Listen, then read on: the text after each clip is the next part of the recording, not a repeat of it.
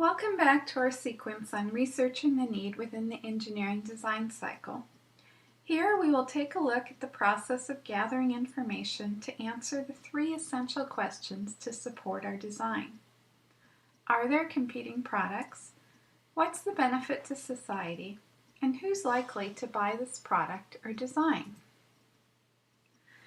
Most of us start gathering information by going to the World Wide Web. Google and other searches certainly can't be the only place to look for research and to justify the need to solve the problem we've identified in the engineering design cycle. While the information on websites may come from an organization that has an agenda to push, or may be questionable for other reasons, making its credibility hard to establish, the web is a great first place to look for information, for keywords, for competing products, for links, for ideas, and for threads that can lead us to more credible sources of information later. Making a web search for information comprehensive and efficient can be a big challenge. While anyone can type words into the Google search box, doing so in a way that gets us to where we want to be quickly is not as easy. In this and subsequent slides, we will look at a few ways to adjust our searches to make our quest for information that supports our problem in design more complete, more accurate, and more productive. First, in this type of search, using more keywords is usually better than using fewer keywords to narrow down the sheer volume of information on the World Wide Web that will be useful to us. For example, a search on sensors gives us such a heterogeneous mix of results that it will be hard to filter and sort for information on carbon monoxide sensors in particular. Searching for carbon monoxide sensors instead gives a more focused set of results that can be more easily filtered for information relevant to a design that involves carbon monoxide sensing. Sometimes, however, our searches can inadvertently get too specific. Trying to search for more than one thing at a time often causes this problem, because Google automatically inserts an "and" between two words. In this example, we tried to speed up the search process by searching for ethanol and carbon monoxide sensors at the same time. Instead, our search produced very limited results for websites that contained both ethanol and carbon monoxide sensors. In this case, it would have helped to broaden out our search, looking at carbon monoxide sensors first, and then returning to a new search to search for ethanol sensors. Going back now to strategies that narrow our search, sometimes we find that the keyword we want to use overlaps with a topic that is entirely different from what we are looking for. In this example, we are searching by bass and ending up with a lot of websites that cover the bass, a fish.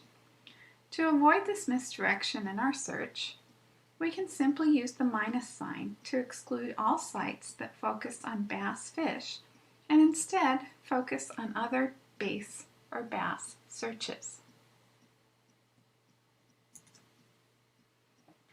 While the strategies we have just discussed are straightforward for narrowing or expanding our searches, finding the right keywords is much more mysterious.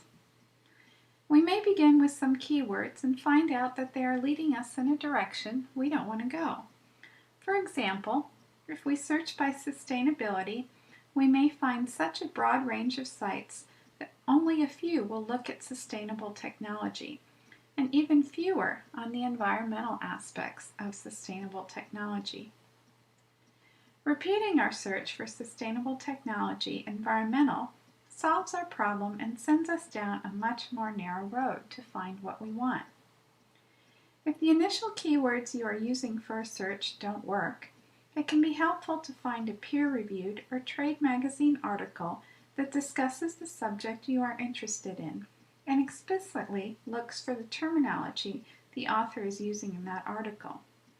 This only takes a few minutes and can lead to different or expanded keywords that save a lot of time and energy in the long run. Once we find a website that we like, we can always ask Google to look for related sites. For example, we found the Analog Devices website, liked it, and used the related command in this example to find other similar websites that may be beneficial to our search.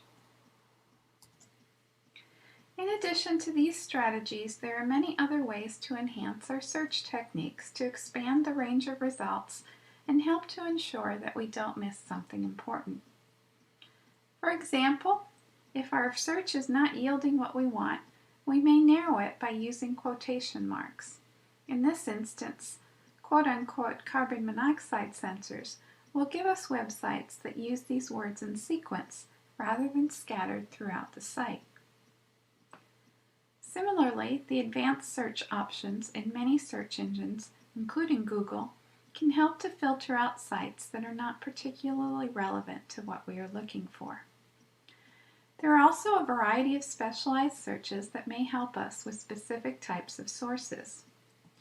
Google News provides information on current news articles, Patent Search on patents, Scholar on peer-reviewed literature, Images for graphs, diagrams, and other visuals, and YouTube can be useful for finding tutorials on a variety of scientific and engineering concepts.